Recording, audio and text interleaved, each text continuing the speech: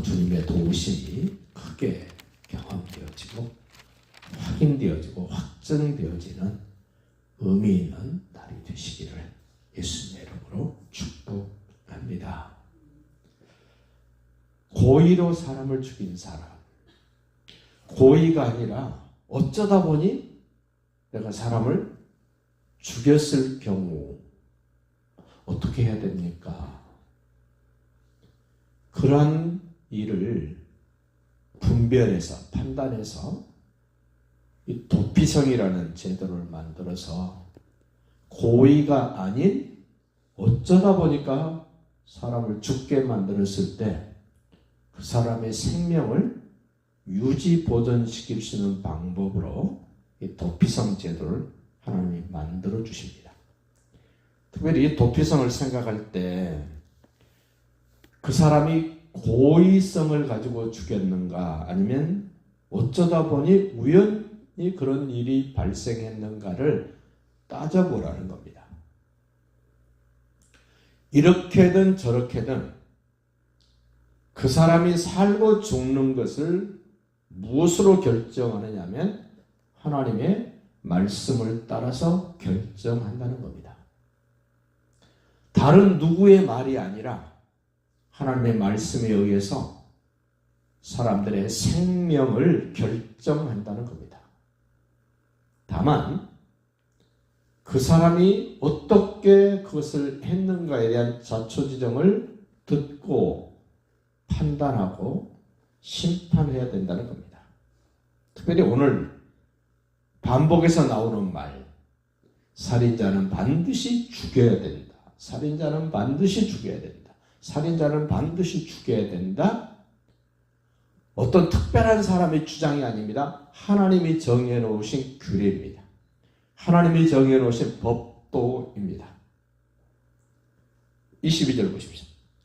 악의가 없이 우연히 사람을 밀치거나 기회를 엿봄이 없이 부지 중에 어쩌다 보니 사람이 죽었다면 문제가 되는 사람이 있습니다. 24절 보십시오. 회중이 친자와 피를 보복하는 자 간에 규례대로 판결하라. 이 피를 보복하는 자, 이 고혈제도. 내 가족을 어떤 사람이 그렇게 죽였다면 가만히 있을 수 없어 찾아가서 그 사람을 다시 죽인다는 겁니다. 그래서 피를 보복하는 자라고 표현을 했습니다.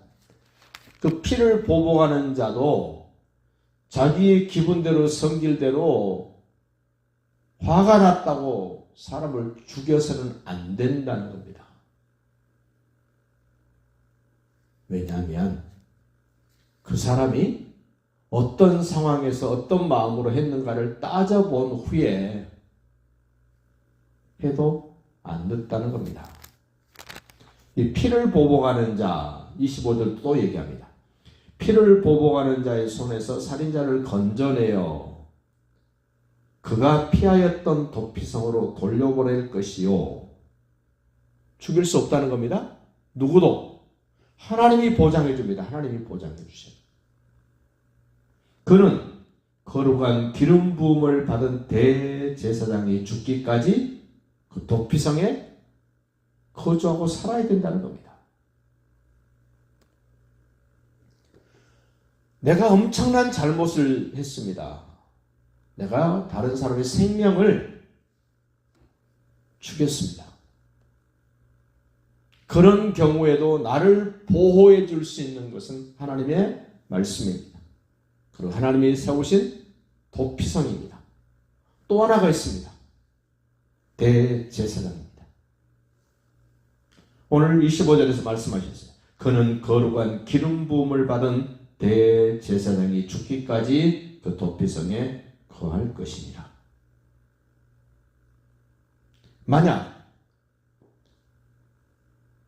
고의로 죽이지 않았다 할지라도 그 사람이 도피성 밖으로 나가면 어떤 일이 벌어지는가? 26절입니다.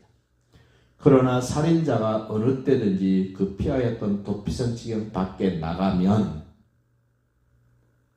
살인했음에도 불구하고 보호받을 수 있는 장치가 세 가지가 있었습니다. 대제사장, 도피성, 그리고 하나님의 말씀이었습니다. 그런데 하나님의 말씀을 어기고 도피성 밖으로 나가면 피를 보복하는 자가 27절입니다. 피를 보복하는 자가 도피성 지경 밖에서 그 살인자를 만나 죽일지라도 피 흘린 죄가 없다. 하나님의 말씀을 어긴 그 살인자 보호받을 수 있는 방법이 없답니다.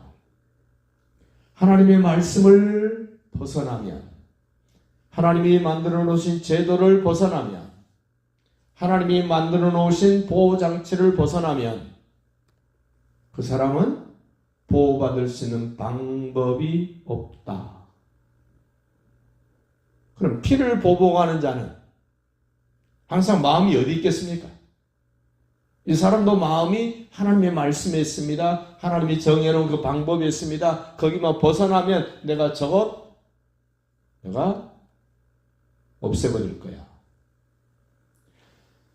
피를 보복하는 사람이든 고의가 아니라 사람을 죽인 사람일지라도 이 사람이든 저 사람이든 그 중심에 두고 있는 내용, 관심 있게 살펴보고 있는 그 방법, 제도 다 어디에 있습니까?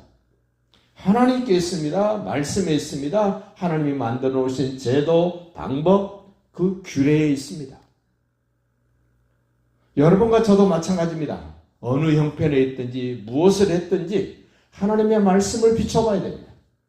그리고 하나님이 만들어 놓으신 제도, 방법, 규례 살펴봐야 됩니다.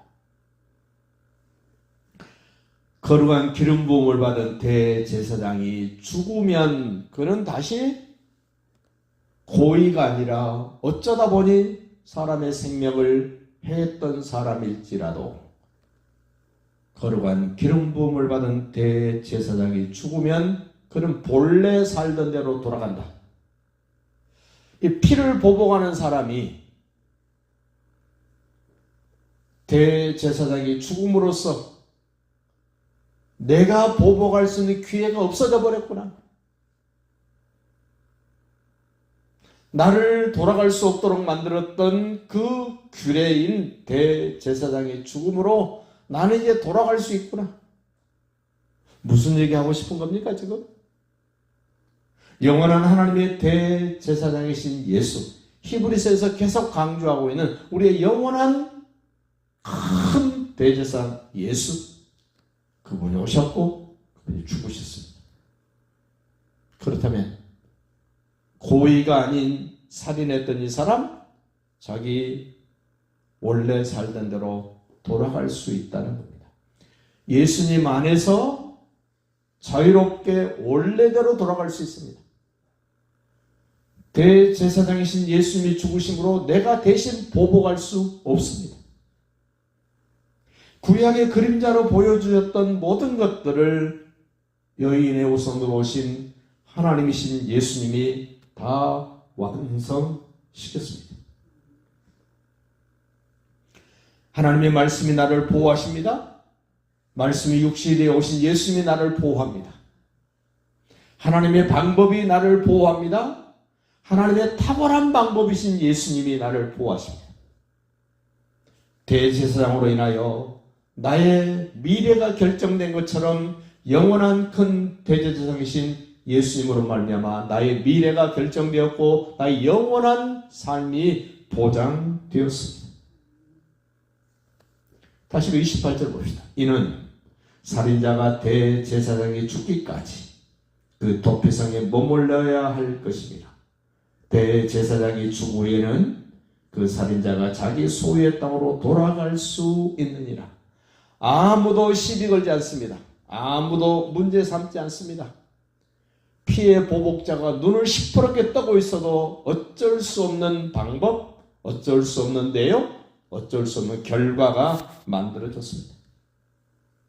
나에게 영원한 하나님의 큰 대제사장 영원하신 대제사장이신 예수님 안에서 자유함을 얻고 평안을 얻고 행복한 삶이 되시기를 예수님의 이름으로 축복합니다.